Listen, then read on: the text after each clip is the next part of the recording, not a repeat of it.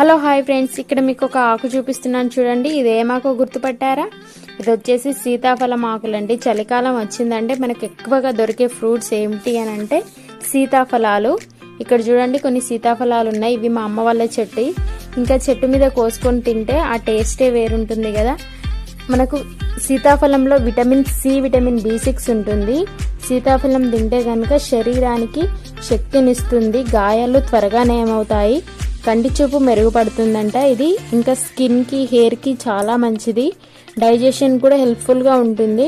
ఒక సీతాఫలం తింటే కనుక మనకి 100 గ్రాముల సీతాఫలంలో 1.6% కొవ్వు ఉంటుందండి. ఇంకా మనకు సీతాఫలంలో ఐరన్, ఫాస్ఫరస్, మెగ్నీషియం వంటివి ఉంటాయండి. తప్పకుండా ఇలా సీజనల్ ఫ్రూట్స్ తినండి, మిస్ అవ్వద్దు. మీకు ఈ వీడియో నచ్చితే లైక్ చేయండి, షేర్ చేయండి. తప్పకుండా నా ఛానల్ సబ్స్క్రైబ్ చేసుకోండి ఫ్రెండ్స్.